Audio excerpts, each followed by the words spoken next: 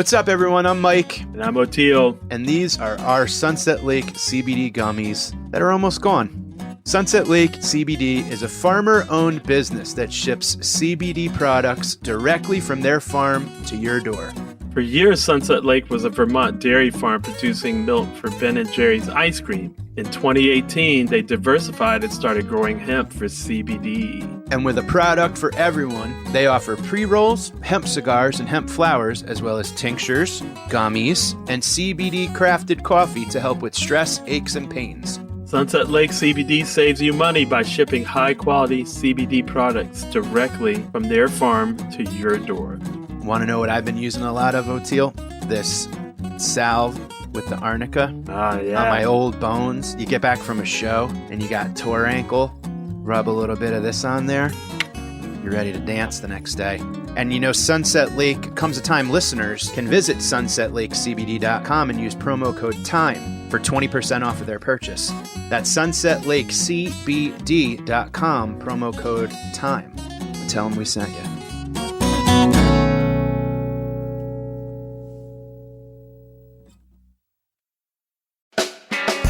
Comes a Time wants to let you know about a brand new way to learn music live and online like never before at mellify.com. Have one-on-one lessons or hangouts with some of the top touring and studio musicians around. Join weekly skill-based masterclasses or band focus groups like Fish Fridays and the Goose-centric Western Sundays. Mellify stands apart from all other live virtual platforms featuring multiple camera angles for teachers and students from a single device.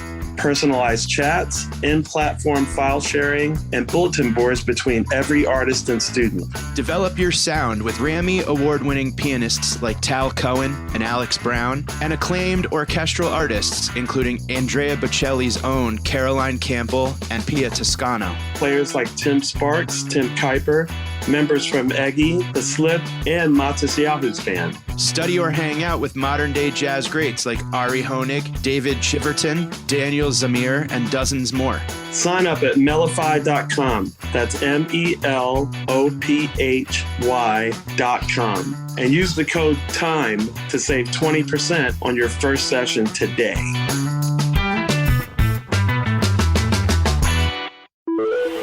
Osiris. Hey, this is Oteil.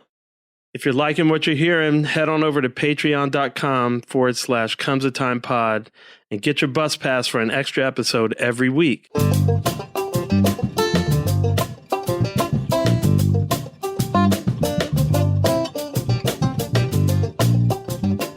Yeah. Welcome back, everybody, to another episode of Comes a Time. That's Oteil. That's Mike. And that's your bass in the back, I see. The old six stringer. You're on the road right now. You're on location, so we're doing a solo episode. I'm not home, so technically I'm on the road, but we're in rehearsal, so I'm in the same spot for 6-7 days. But it's been really fun. Super fun. Nice to bust out a couple podcasts. And I'm glad I got a nice backdrop. I was worried. Your new iPad? Yeah, it looks good. Worried about my sound. What's it like getting back in the studio? 1, 2, 3, boom, breaking into a tune for the first time with the guys again. Oh, it's great, man.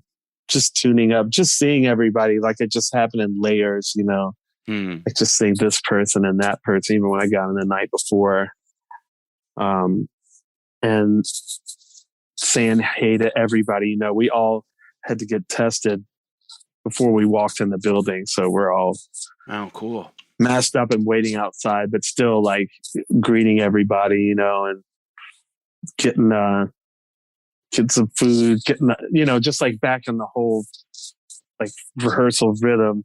Yeah. And then cranking it all up and hitting those first jams. Really just a relief, man. I think there was a lot of, it's just, what a year everybody's had, and we're in a really historic building that I cannot say where it is. Yeah. But it's very, very old. And like the Grateful Dead is young in comparison. to put it in perspective where we're rehearsing. Yeah. It's an old movie studio. Nice. So it's it's really just being in a historic spot like that.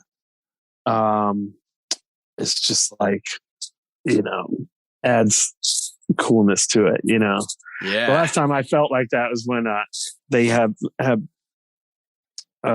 Cherokee, bless his soul, God rest his soul, told me, well, hey, you want to go see this movie on the day off? I was like, yeah. And I end up in this industrial park and I'm like, I don't see a movie theater, man. Well, it turns out it was George Lucas's studio where they shot the first Star Wars, so there's all these models that you're like, oh my God, it's like being let behind the curtain, Yeah. So this has that vibe, and even, much older even. And nice. So we've had some really great rehearsals, really great jams. It just feels, it feels like, it's weird how much it feels like everybody's changed and matured maybe just in even 1 year. It's a hell of a year. So, absolutely. I mean, it's crazy that we've talked to every member of the band during the break, but then it's like got to be interesting to like get back in there and like I think Mayer said it perfect when he was on, that like everyone's got their master's degree in something during this break. And when everybody comes back and plugs in and turns on, they're going to be bringing something else to the table, something new. Yeah, it feels like that. I feel like it's and it's not just in the band, just in the country. Certainly not for everyone, but for so many people, they have this perspective that they didn't have before. And that applies to the music. That informs the music and affects the music, but it's just it's a different perspective, man. It sure is. A clearer one, Yeah. Yeah. It's, and you're right. It's all over the place. It's everywhere. And, it's been interesting running into, comics that I've wondered about. There are some people that I was like, oh my God, I forgot you existed. And then there's others that I've been like, I would just be, it's funny that people who would come to me and at moments where it would just be like, man, I wonder how Gary Goldman's doing. Or I wonder how Attell's doing. Or I wonder how Greg Rogel or whoever else, Keith Robinson. And then like you run into them and it's just like, the part of me kind of wants to be like, sit down, tell me everything. Like, how have you been? Like, what's going on? But then you realize all we need is just kind of like it's good to see you. And that's it, And then it's really interesting to have those experiences. I had a wild night at the Cellar. Did I talk about that night the other night at the Cellar? Did I tell you? Where I don't know if I talked about it on the podcast, but it was just such a surreal, like you're talking about this past year and how the magnitude of it and how different it was for all of us, and there was this one moment, and there were a ton of moments during the pandemic where I was like, I don't know if comedy's going to be, where do I stand in this thing? Like, everybody needs to come back. There's these fears of like, arena acts are now going to be doing theaters, and theater acts are now going to be doing clubs, and club comics are going to be knocked out we're going to be doing parking lots at a diner in Queens or whatever. And, there's just this moment, the Cellar has 4 rooms. I was upstairs at the Fat Black Pussycat doing a spot. And then I run downstairs to the Village Underground, and like Louis pops on and does 15. And then right after him, Chris Rock pops on and does 15. And like the crowd was just like going completely bananas. And I'm like, geez, this is like, I used to drive by this club and think about like, one day I'll perform here. And those are guys that coming up, I mean, they changed the game, and it's just wild to see. And they've been friends from the start. So it's kind of interesting to watch them watch each other. And they're both kind of not bombing, but they're going up with new stuff. And, it's that whole, like the first trimester of a new hour probably, or whatever. But just to be in the room and kind of like, it was almost like I was watching myself watch them. And it was kind of this moment of like, we're all working at the club together now. Like, it was so surreal and such like we're all, you're back, you earned it, you're here. Like, it was like a moment of like kind of weird. I don't know. It like transcended time because I was kind of like still a little kid being like, one day I'll work here. And then I'm like, oh yeah, I just got off stage. Like, it's just interesting. That's the beauty of being older. Like being younger, God, I would never want to go back to that. Why would anybody? I guess you just want your body back or whatever, but whatever. Yeah. I mean, like to be able to, like you say, it gives you this perspective on time. Because we don't really feel like, I don't feel like my 20s is that far away as it is. Right. Like, I don't feel like it's 30 years ago, but it is. Yeah. And, so I can, like you said, I can watch myself watching myself. Yeah. Because you can see, you see yourself in the continuum. Mm-hmm. And that's a beautiful place to arrive to if you live long enough to get there. To be like, oh yeah, I could see young me and, all the way through. Yeah. That's the weird sense of gratitude that I think that maybe some of us who are tuned right to the frequency maybe picked up during the pandemic. Cause even with, writing for the TV show, working on Impractical Jokers, like I had a conversation with a coworker of mine the other day about how him and I are extremely similar in how we were brought up and how we were raised and how we're very hard on ourselves and we're extremely critical, and there needs to be two things. If there's not two irons in the fire is empty. Like you need at least two things going on in case, because one's going to let you down. So, and it was this whole thing. And we had a talk yesterday just about like, we need to remind each other that we've accomplished what we've accomplished. Like, one day we can look back and go, wow, we worked for one of the, like a genre changing TV show that, kind of helped shape who we are now as creative people, as writers, as producers, as whatever. But like we did it together, and we both have that personality that we never stopped to appreciate it at the moment. And when that moment was taken from us and now we're back at it, we're kind of like, we really need to like make sure we check in on each other and remind each other like, hey, you did it. You know what I mean? Sure. Because like interesting. Someone posted a picture of me and Jimmy Herring at Red Rocks. Like, I love that picture, bro. I saw that. And we're so young, and and so, I look at that picture and I'm like when you were sitting there, you could never in a million years picture yourself headlining there. Right. Mm. Now, from this perspective, I've played there. They give you these little awards. They're like little statuettes or whatever, they're pieces of the rock. Yeah. And it says the date that you played there, and I get one every year. So I played there year after year with the Allman Brothers. I have lost a bunch of them. I feel terrible now. I should have every one of those like lined up or around, but that's how, like that. When I look at young me, it's like, you never thought you were going to get so many of these things from playing Red Rocks and be like, I don't even know where they are, like, it's just like, you're in the crowd. Yeah. Yeah. And now I'm like, I think we were there because we opened for somebody, but we probably played there when there was like 20 people, like the 20 that knew, dude, don't miss ARU. Like you should see that come early, and then, but it was mostly empty, Yeah. So then we were watching, it was clearly full. So we were probably watching Widespread or something. I don't know.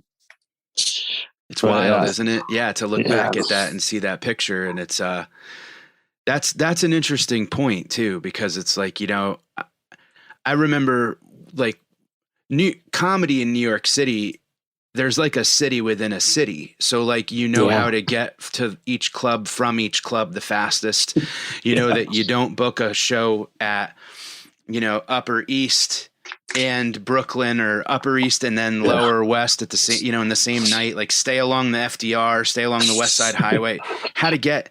And I remember kind of like when I decided that comedy was going to be what it was, like I drove by all the clubs and I wasn't in at any of the clubs. I didn't know any of the clubs. And I remember it was around Christmas time and they were having holiday parties at the clubs. And one of them I drove by and it was full of comics in the window having a big Christmas party, people outside smoking, comics who like I have seen on stage, that I've seen on TV, on YouTube, who are now my dear friends. But at that moment, I was kind of driving by like one day, and I probably could have walked in and been like, whatever, but I didn't feel like it was the right time, you know? And I passed all of them and I drove down Broadway past Caroline's, which the first place I did, and Gotham and down to the Cellar and all this. And I remember just driving by the Cellar and being like, just looking in the window and just being like, it's going to happen. It will, you know, one day. But you're right. You think about, and that young you at Red Rocks is still in there now. You know what I mean? Yeah. And that's the thing that's really neat. Because I didn't even think I would one day. I just thought, wow, look at that. That's crazy. Yeah. You know, like even remember I tell you the story with me when Kreutzmann flew Jess and I out to Fare Thee Well, and we just did the first night of Santa Clara because she was too afraid to be away from Nigel more than just one night, you know? Mm-hmm. And so we're up in this box, you know, looking down on the whole thing. Like when the rainbow came out, it's crazy and shit, you know? And so all this stuff is happening. And then we go down to where there's this platform on the side of the stage overlooking high up, like down. So you're looking down on the stage from like stage left or whatever. Right. And so you turn this way and there's the whole crowd, this huge stadium, you know. And I said to her, I was like, can you picture this for us? And she was like, I'm trying to, but I just can't. And I was like, as many amphitheaters and stuff that I've done. I mean, I played Crossroads at some place that probably was about that size. I was like, I just can't picture it. Yeah. Usually I'm good at visualizing stuff. I was like, this is just beyond, you know? And we still laugh about that to this day, you know? It's like, I couldn't even say like one day, you know, I just thought, wow, that's crazy. God, I can't imagine what it'd be like to do that. So, and now you are. It's a good thing though, because, you know, like when you do what you did and like visualize that, it's so huge because like a place like New York, you know, I'm not telling you nothing, you know, if you make it in New York, you pretty much made it all over the world. Yeah. You know, like if you can crack New York, it's crazy. Like, yeah. You've cracked the whole globe. Yeah. You know? Well, and you know what I'd love to ask you, and then I want to make a point about that with the whole New York thing, but I want to ask you, like, when you did go do your first stadium, like Dead and Coast Stadium, you walk Colorado. out there to that big and all that, like, I know you admittedly, you've talked about nerves and stomach jitters and stuff like that. I mean, was it like look down at the strings and play? Was it? It's not more. Don't look at nervous. the other guys. Was it any different than getting on at a club? Like, you know what's funny, man?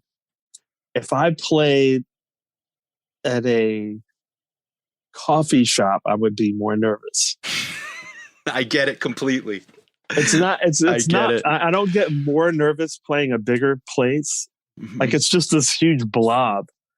The energy is a little bit much to deal with, you know, like I think, oh, I'm not going to have a drink. It's like, I'll have one Prosecco or something because I'm just like, you know, it's just so much energy. Yeah. It focused on you. And I've never gotten used to that. So, but like, it's not more nervous than playing. Like, I remember playing a small church and I was just like, you can see the whites of everyone's eyes, you know, it's like, my stomach just, but no, I don't get more nervous doing that. But it is a different experience for sure. Like when the wave comes, you know, it's like bigger. It's like, I always think about like if you're in the ocean and that there's really, really big waves, but you're in an aircraft carrier, but it's still big enough. Like it's so bad that it actually will pitch the aircraft. So it's like when the wave comes up, it's like, whoa, you know, it's like, it's a trip, man. It's crazy. It's a trip.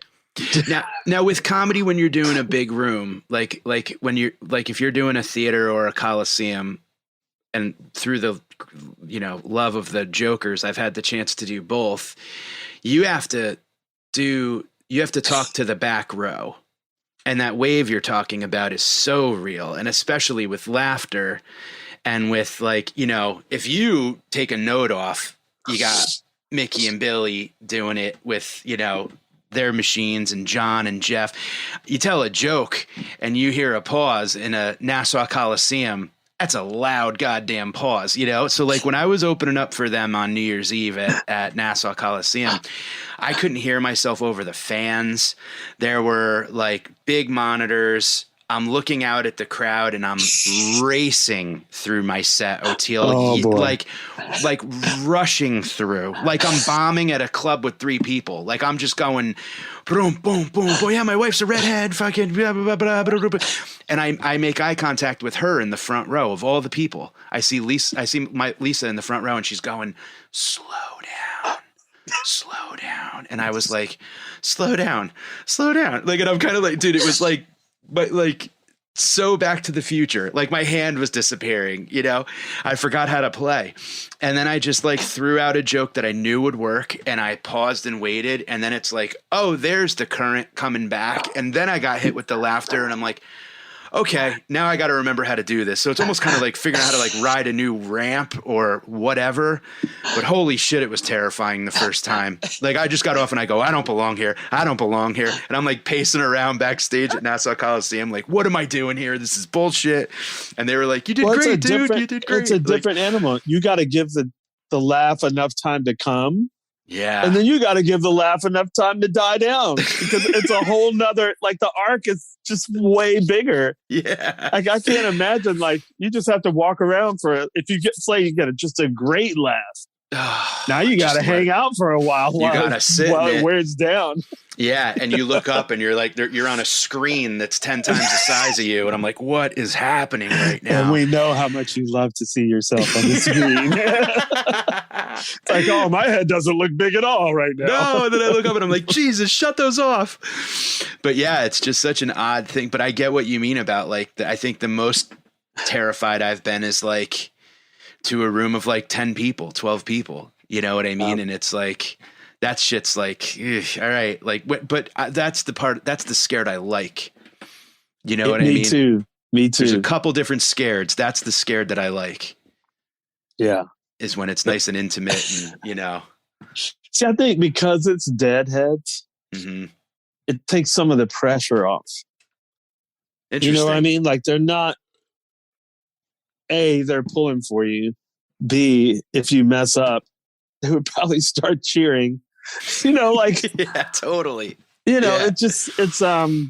So it's just more about feeling that much energy, and it's beautiful.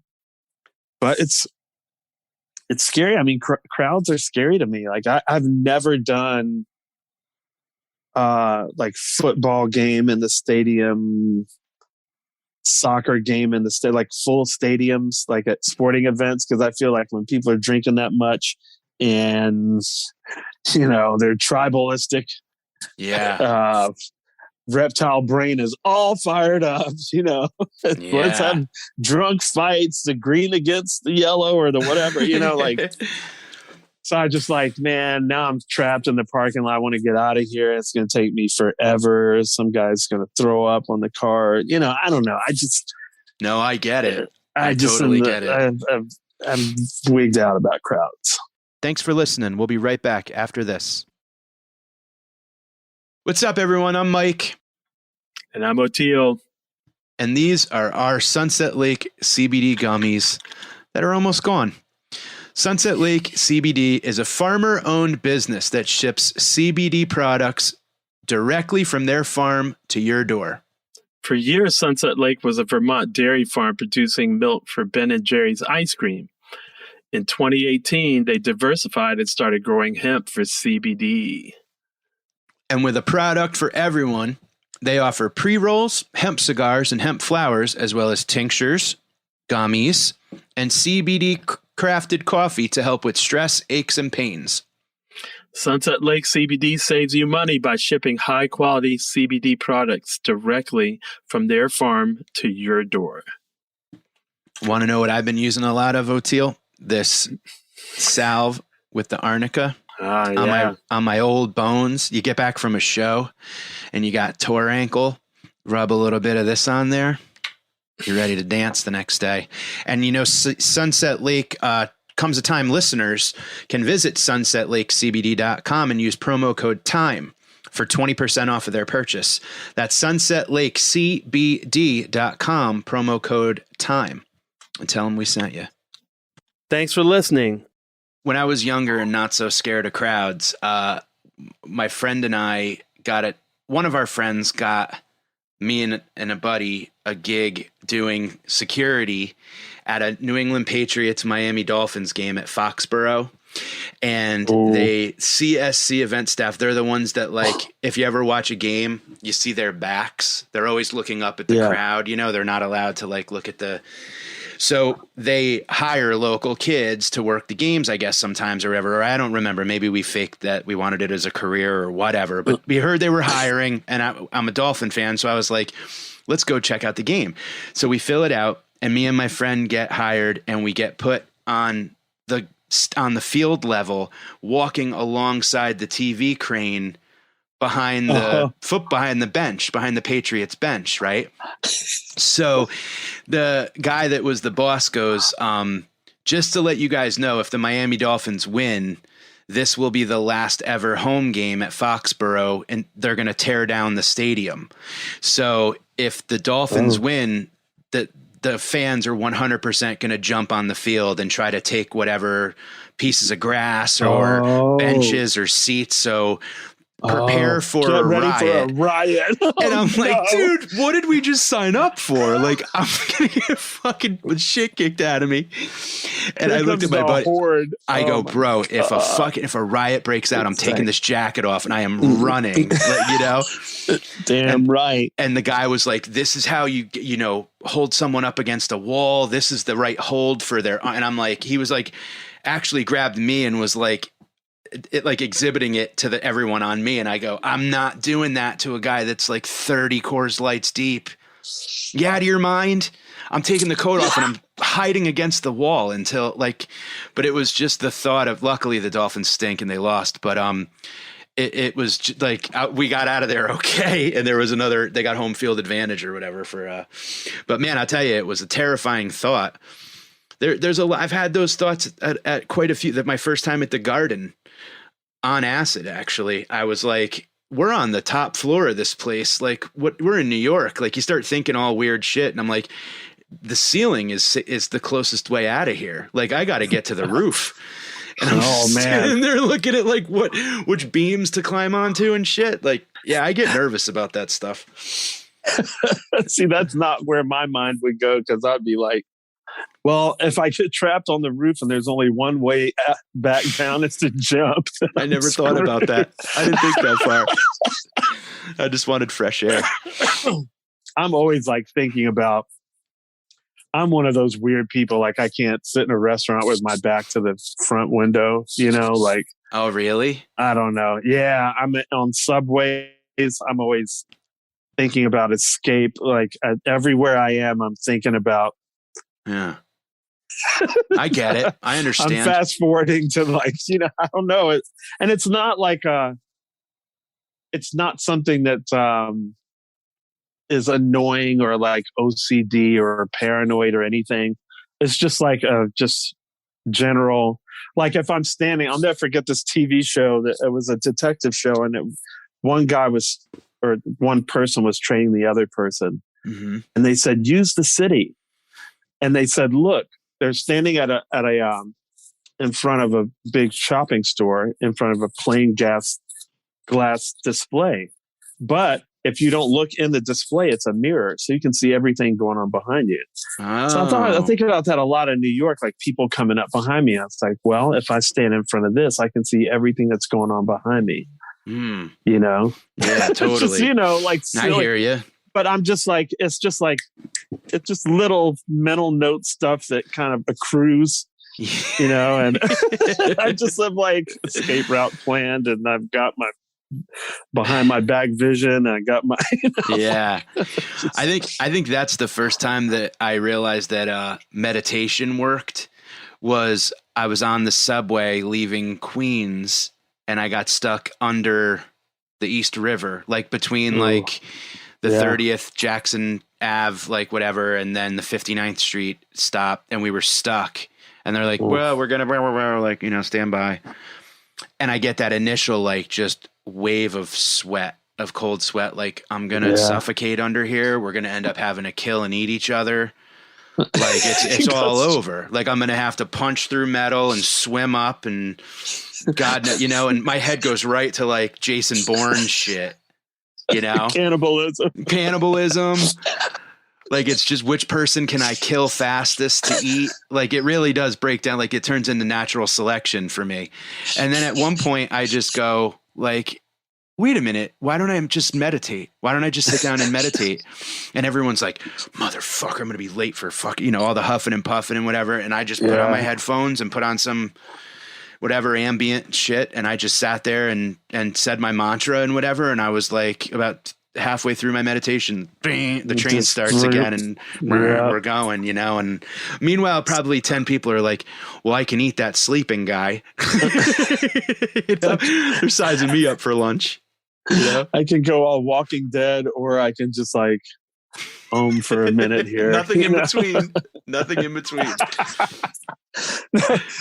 Screw that middle path stuff. Do you get weird in tunnels? Like, do you hate driving through tunnels? You know, I kind of enjoy tunnels, but I do not enjoy the New York subway. Like, I enjoy the DC subway. Really? But you know, when the Washington DC subway was built, it was so ultra state of the art. And so I was there when it was brand new. It was pristine. It looked like something out of a science fiction movie, and still does compared to New York subways. And it was just so futuristic and quiet, you know? Mm. So the New York subway just felt very dirty and just, you know, hot. Yeah, it's gross. It's gross, you know? And I don't, you know, my friends that are New Yorkers, like I follow a Instagram page called Subway Creatures. Yeah, totally. And, you know, so they love all that like super weird shit, you know, like some super weird somebody just sat down right next to you, you know. Mm-hmm. I don't like that. I like it on Instagram. You know what I mean? But I don't like that shit when I just want to just, you know. Yeah. It's just, you know, whatever. I'm a wuss or whatever. I'm just like, it's too many people. I'm that way about New York in general, really. You know, I walk out. I know. As soon as I go out the door in New York, I pop earplugs in. And, you know, just like. No, I completely, it's like, I always like said that like the best part of New York is leaving, you know? Like it's just I do have it in my blood. Like I have the driving gene. Like I found that out driving our bus in New York because some other guys didn't feel comfortable driving a 38-foot Bluebird through Manhattan down Second Ave, totally, or whatever. Yeah, you know. I was like, I'll do it, man. And it turns out I have it in the blood. You know, my parents are both from the Bronx. But I don't, and I talked to them about it. They're like, yeah, we had to get out. It's just too crammed. So I get it. I'm just not wired that way, you know. Scott Metzger, he's like, New York to the bone. He loved, he's like, we eat that. That's what we eat for breakfast. You know? Yeah. Just like, all right. I'll tell you. It's me. Yeah, totally. You know what, man? I'll tell you, when I moved out to Colorado, I missed New York so much. Yeah. And then I got back and I'm like, what the fuck did I miss?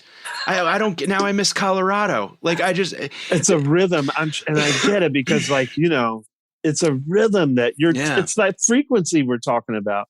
Yeah. When you're tuned to it, I'm sure it feels like, whoa, what is this frequency? Because New York is it's a strong and definite frequency.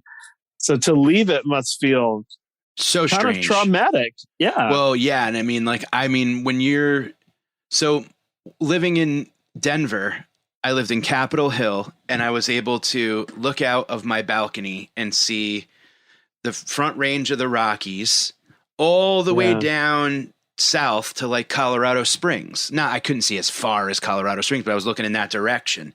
Big sky country. So I'm like watching storms in the distance and lightning, and there's not a lot of like light pollution from where I whatever. And then you like, my window in Queens was just looking in someone else's bathroom. You know what You're I mean? like, why did I miss this so much? What the fuck did I miss? I mean, I was looking at like, like the wonders of nature, and now I'm looking at like a guy like shave his ass or something. And it's just like Manscape. Manscape. Right. Yeah. It's not the same Rockies. Definitely. Definitely the not. New York Rockies. The New York Rockies are a little bit slipperier than the Colorado Rockies for sure. But it was just like, what the fuck? But then you walk outside and it's like, you get on that, like you merge into life, and it's just, wow. I was talking with one of the managers or something at the Cellar, and we were talking about like, success is like never having to ride the subway again. Like we were joking around about how like if you could work to afford an Uber or a whatever Lyft or a drive, then you've made it. And that was just our own little joke. You know what I mean? Like times are tough. I got to take the 4 train, but I hate the subways. Hate them. Some people love it. I think post pandemic, the weirdness has to have escalated, right? I mean, I don't know. I haven't been on a subway. I have not, and I'm in no rush, but New York weirdness has been, well, listen, if anything that's going on above ground is going on underground, shit's fucking weird, dude. Yeah, man. It's insane right now. Although subway creatures, it still pops up on my Instagram. Yeah, there's some really weird shit going on. There's insane shit going on, and it's like New York's just back too. I mean, like it's people are, because I drive and like the traffic's always going in all directions now. There's no more like going against the traffic. It's just traffic. Like it's just every direction, every lane, just clogged. Yeah. And then you throw on pedestrians and bikers who are just hit me. I dare you. Hit me, like they're just like people go to New York and get city bikes that haven't ridden a bike in 25 years, and they've decided to FaceTime home and go, look, I'm on Lexington Ave at 5 o'clock riding a bike. Meanwhile, drivers are just zooming around them, and it's like they're just oblivious, and it's like this place is fucking madness. My GPS brought me like 5 p.m. on like a Saturday or whatever, Friday, right into Broadway, like Times Square. I was following my GPS and it like glitched, and it literally had me at like where the ball drops. So Times Square is packed again. Oh, god damn. So packed. Wow. So packed. And I'm just like, I was ready to literally just leave my car there forever. And I'm just going to walk into the Hudson River at this point. See, that's what would get me on the subway, because I wouldn't, like, I wonder what I'm going to do. I'm probably just going to, just hide out in the hotel when we're on the road this summer. Because I imagine, I need to look at the schedule again and see. Normally we hub out of Manhattan and then do like at least 3 or 4 gigs and come back to the same hotel. So I don't know. I don't think I'm going to be going out much. Well, you can go down to the club, watch some comedy. You could go to, a restaurant, whatever. But we're going to hang, hopefully. Oh, of course. We're going to, hopefully we'll be doing a live Comes a Time somewhere for the fans. But, it's funny though, you mentioned earlier about like, if you make it in New York and all that stuff. And this is just something I wanted to mention with you. Like Colonel Bruce has seemed to be coming up quite a bit lately. And I've been kind of thinking about like my Colonel Bruce's in a way, you know what I mean? And this whole thing, anything that I've ever had the chance to do. And you and I had a conversation recently about like, I'm not looking to be a million. Like, I don't want to be, I just want the opportunities to work. You know what I mean? And that's all I ever wanted, was just the opportunity to work on something that I loved. That to me is success. If I'm 100 hours busy, great. Yeah. But it's the people that got you there. The people that got me there, you know, like Okerson taking me under his wing, Attell, the Jokers, like all the, you know, like Jessica Curson. And that's the Colonel Bruce's, my Transformers version of like, you know, she is like Colonel Bruce. Yeah, she is. It's nuts, man. I love it. But you know, I don't know how people, I think in a way I'm kind of like, I'm blessed because I don't know how people show up and not know anyone or have anybody pulling for them or vouching for them or filling them with confidence when your confidence tank is on, the gas lights on. Thank God we had the people that we had when we were doing when we were in the salad days, you know. That's why I think there's some mystical involvement in it, because, you know, it was the when that I met Colonel Bruce. It was the perfect time in retrospect. Like, just, you know, I'm like, it just seems orchestrated. Like the whole, it was like, that was the exact time that I needed him. Like right then, boom, like ask and you shall receive it. And I was just like, okay, so, you know, it feels like it was meant to be. It just does, man. Yeah, it's wild. It feels, small m miraculous, you know, like you get miracles, you get little ones and medium ones and big ones, and you know that was a little one that in retrospect was a big one. It's because of the timing, you know. Yeah it's super interesting too with all the Colonel Bruce stuff that's been out there too, the stretch and the reach that, I mean, all the way to like REM and Dave Matthews and shit that, like, I mean, it wasn't just ARU. It wasn't just Panic. It wasn't just back. Remember when we had Parrish on and all of a sudden I realized he was having memories of Colonel Bruce from the 60s. It goes so, that's why that documentary is so important. Yeah. I meant to say that on David Gann's podcast, because that was the first time that all the most outlandish stories that I heard were confirmed by the people that were involved in it. You know, the cat from Columbia Records that lost his job over it. All this stuff that, you know, you're just like, oh my God, that was true. Oh my God, that was true. That was true. The most far out stuff was the true shit. And all the rest of it was just like professional wrestling. That's what I said, was he really, like, his whole thing that wrestling is real and the moonwalk is fake. Me and my sister were talking about that. I was like, you know, both things are real and fake. Yeah. Not Michael Jackson's moonwalk, or both of them, both moonwalks. Because the professional wrestling is scripted, but those guys get hurt worse than MMA fighters. Right. Yeah. Because they're really taking a beating. You know? Yeah. So that it's mat real. isn't very forgiving. Yeah. Yeah. When you fly off a 12-foot ladder and onto a table and break it with your back and your head, turns out that's real. You know? So, yeah. But the moonwalk is also real. And now we're finding out. Yeah. So, and Michael Jackson's moonwalk is fake, but also, like, you know, so it's just like, man, he really, and what is our whole problem in our society right now? We're questioning reality. We're questioning what's true. Yeah. What is real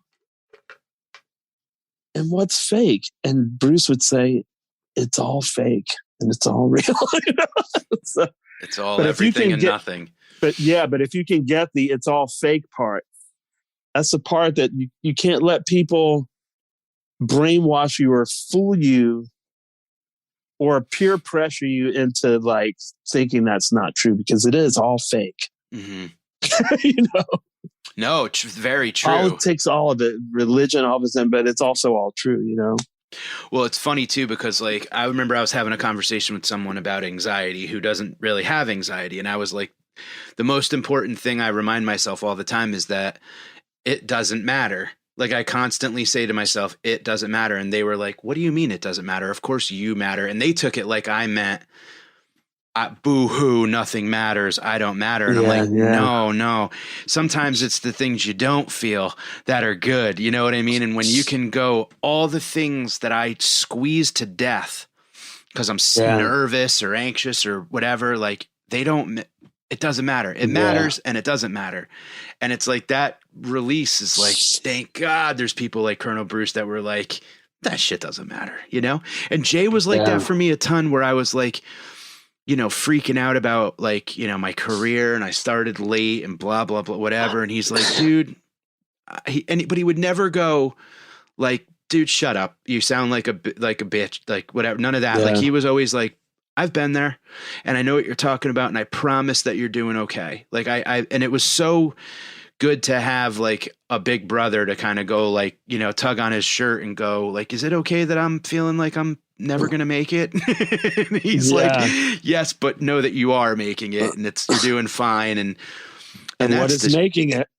Making it and not making like it. Like what your brother said to you. He's like, every time you do something, you succeed at it. So like, it's all perspective. It's all perspective. I guess everybody's like, okay, if I make over $1 million every year, then now I could say I've made it. And I don't even know if that's enough anymore. Yeah, so, no. Not if you're buying concert tickets, it's sure not. But yeah, no, you're right. Not funny. Yeah, easy for me to laugh because I don't have to pay for tickets. So sorry. I take that laugh back, Mike, and all the fans that have to go through that nonsense. Jesus. Well, I was telling you on the phone earlier about how I stole parking at a concert.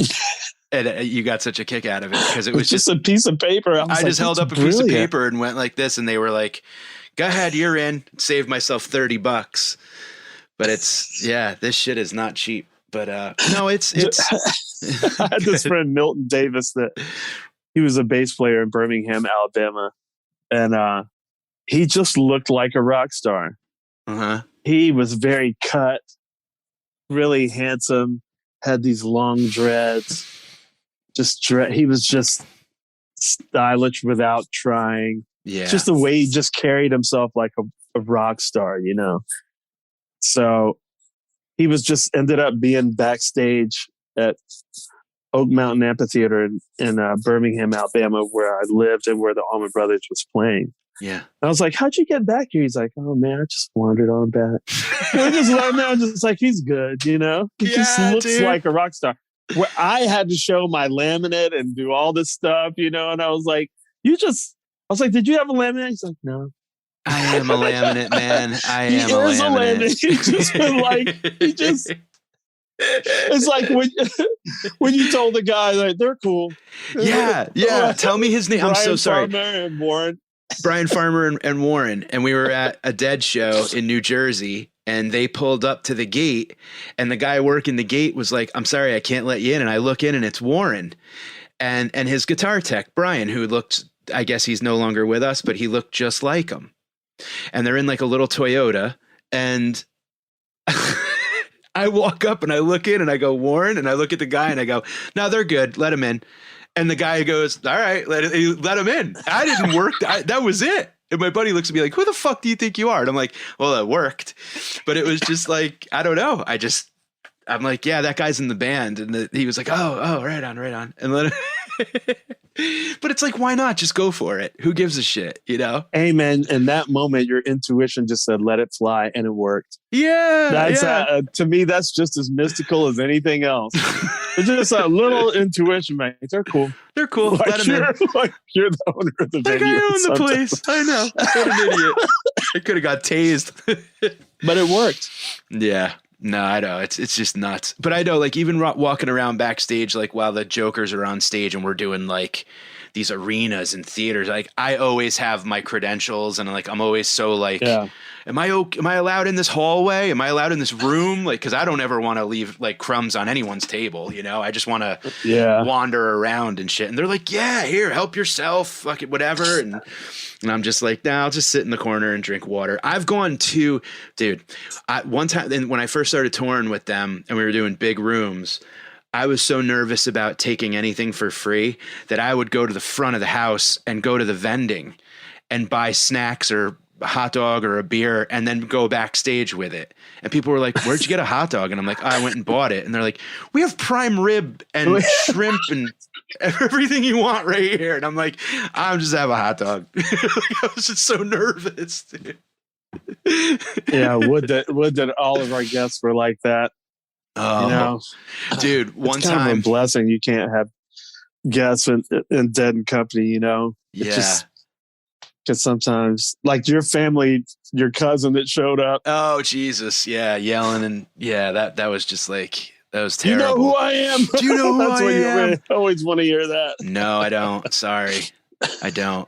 There was one time we went to a Knicks Sixers game at the Garden, me and Jay and a couple other people, and you go into like the lounge, and when you walk into the lounge they take your coat and whatever, and you walk in and it's like everything's they tell you, they're like, everything's for free. We had like courtside seats, never been sat at anything like that before. And we walk in and there's like a hot dog stand right when you walk in, and I'm like, I hit Jay and I'm like, free hot dogs. So we start like Kobayashi and hot dogs. Like we're just going to town because it's like, they're free. Let's eat as many hot dogs as we can, you know, pretzels. I'm filling my pockets with bags of M&Ms and Twizzlers and shit. And then we turn the corner, ice sculptures with like meat carving stations and sushi rollers and like, you name it. I mean, it was like a decadent wedding. And we're like, I'm like picking sauerkraut out of my teeth and shit. Like, and I just wasn't, it's just like, it was so not high class at all. Like, I don't know how to handle anything nice ever. Like, I'm just like, I'll just be at the hot dog stand. Like, you know, Hank Azaria's like making ice cream over at here in this place. And, you know, Jerry Cooney's over here doing whatever. And I'm just like, I can't believe that I'm even here. But I didn't know how to be backstage. Like, I don't know. It's just always been something where it's like, I'll just keep my hands in my pockets and not, because I told you there have been situations where it's like people come in and they're like, eye a bottle of Jameson and just grab it and run and whatever. Exactly. And it's like, you know, it's like, wow, really? Yeah. You're a guest. Like, come on. Yeah. I know, but I feel like that perpetually, like the hotels we stay in are so nice.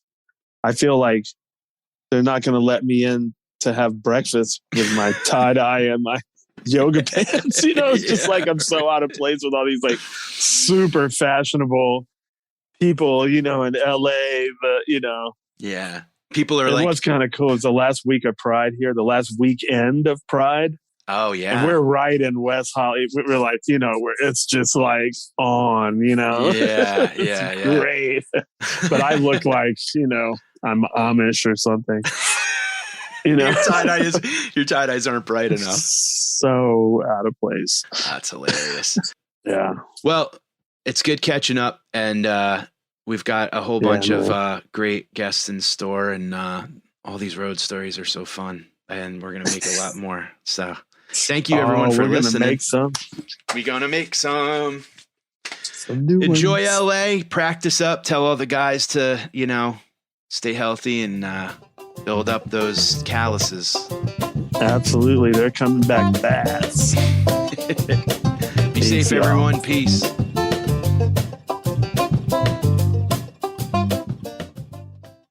Osiris.